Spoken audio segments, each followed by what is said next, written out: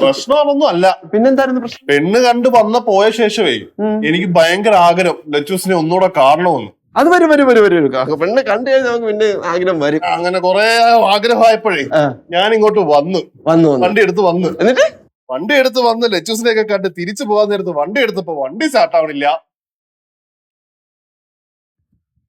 Taxi വിളിച്ച് തിരിച്ചു പോകാറുണ്ട്. എടാ പഴയ കാലമല്ലേ, അന്ന് ടാക്സി ഇല്ലല്ലോ. അപ്പൊ വല്ല ഹോം സ്റ്റേ വല്ലതും സെറ്റപ്പ് ഇതേപോലെ? അന്നത്തെ കാലത്ത് ഇതുപോലെ ഹോം സ്റ്റേ ഒന്നും ഈ ഏരിയയിലില്ല.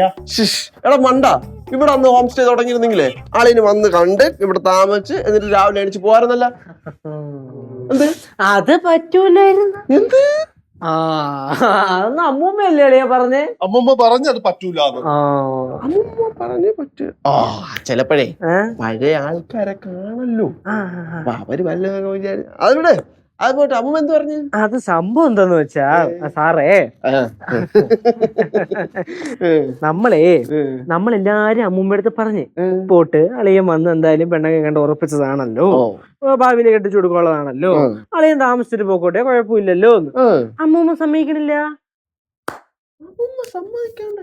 കാര്യം പറയാം, നമ്മൾ അമ്മൂമ്മ എടുത്ത് ചോദിച്ച് അതെന്താ അമ്മൂമ്മ സമ്മതിക്കാത്തേന്ന്. അപ്പൊ അമ്മൂമ്മ പറഞ്ഞു, എന്ത് പറഞ്ഞു? മക്കളെ, എന്റെ ഒരു വിശ്വാസം അതാണെന്ന് പറഞ്ഞു. അതായത് അമ്മൂമ്മയുടെ വിശ്വാസം എന്താന്ന് വെച്ചാല്, ഈ കല്യാണം കഴിക്കാൻ പോകുന്ന പെണ്ണ് ആ പെണ്ണിന്റെ വീട്ടില് ആ കൊച്ചിനെ കെട്ടാൻ പോണ ചെക്കൻ വന്നൊരു രാത്രി താമസിച്ച് കിടന്നുറങ്ങി കഴിഞ്ഞാൽ അവരുടെ കല്യാണം നടക്കൂല. ഒന്നുകൂടെ ക്ലിയർ ചെയ്യണോ? അതായത് എന്നെ വെച്ച് പറ, അല്ലേ അങ്ങനെ കമ്പയർ ചെയ്യാം. നമ്മുടെ അളിയൻ ലച്ചു ചേച്ചിയെ പെണ്ണ് കാണാൻ വന്നു, ഉറപ്പിച്ചു, പോയി, പിന്നെയും കാണാൻ വന്നു. അന്ന് രാത്രി അളിയൻ ഇവിടെ കിടന്നായിരുന്നു എങ്കിൽ ഇവിടെ കല്യാണം നടക്കില്ല. അന്ന് ഞാൻ പോയ കൊണ്ട് എന്താ ഇന്ന് എനിക്ക് എന്റെ ലച്ചൂസിനെ കിട്ടിയില്ലേ? കിട്ടിയല്ലേ?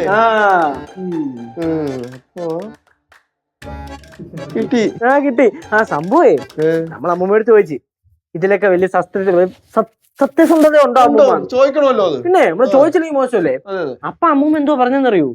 അതാ എനിക്കറിയണ്ട. അപ്പൊ അമ്മൂമ്മ എന്ത് പറഞ്ഞു? ഒരു 350 370 കല്യാണം ഇതേ ഒറ്റ റീസൺ കാരണം മുടങ്ങിപ്പോയത്. 370 എന്നൊക്കെ വിശ്വസിക്കേണ്ട കാര്യം കേട്ടാ.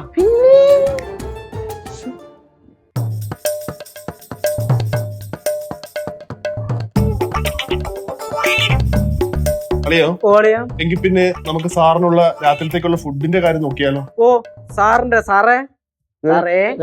സാറിനുള്ള നൈറ്റ് മെനു ഞങ്ങൾ പോയി നോക്കിട്ട് വരാം.